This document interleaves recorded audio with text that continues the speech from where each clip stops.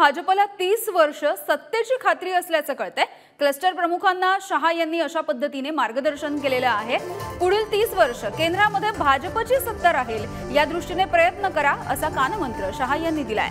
लोकसभेसाठी भाजपने आता नवी रणनीती आखायला सुरुवात केलेली आहे आणि भाजपकडून 5 लक्ष्य ठरवण्यात आलेली आहेत। आणि याविषयी बोलूयात आमचे प्रतिनिधी शिवाजी काळे आपल्या सोबत आहेत। शिवाजी, काय नेमकी भाजपची रणनीती आहे, काय नेमकी ही लक्ष्य आहेत?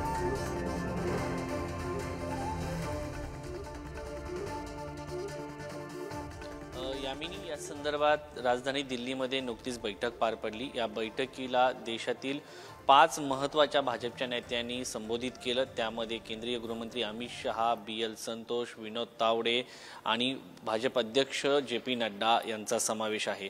काल ही जी बैठक पार पडली, या बैठकीमध्ये 543 मतदारसंघांच्या संदर्भात लक्ष्य साधण्यासाठी जास्तीत जास्त जागा निवडून येण्यासाठी क्लस्टर प्रमुखांना बोलवण्यात आलं होतं आणि प्रत्येक क्लस्टर प्रमुखाकडे 3 ते 4 मतदारसंघांची जबाबदारी देण्यात आलेली आहे। महाराष्ट्रामध्ये 12 क्लस्टर तयार करण्यात आलेले आहेत आणि 12 क्लस्टरमधून 48 मतदारसंघावरती लक्ष केंद्रित केलं जाणार आहे। यावेळी अमित शहा यांनी जे भाषण केलं ते अत्यंत महत्त्वाचं आहे, कारण या भाषणामध्ये त्यांनी असं म्हटलेलं आहे की आपल्याला पुढील 30 वर्षाची तयारी करायची आहे आणि ही तयारी करत असताना नक्की काय काय मुद्दे लक्षात घेणं गरजेचं आहे। त्यामध्ये त्यांनी सांगितलेलं आहे की राम मंदिराचा उत्सव मोठ्या प्रमाणात करा, विकसित भारताचा जो तुमच्याकडे रथ येत आहे तो लोकांपर्यंत पोहोचवा, मोदी सरकारच्या काळामध्ये कुठल्याही भ्रष्टाचाराचं प्रकरण बाहेर आलं नाही हे लोकांपर्यंत घेऊन जा, मोदी सरकार कशा पद्धतीने काम करत आहे, देशाच्या प्रगतीसाठी आपल्याला कसं एकत्र येणं गरजेचं आहे, इतर पक्षासोबत असलेली छोटी छोटी कार्यकर्ते आपल्यासोबत जोडा,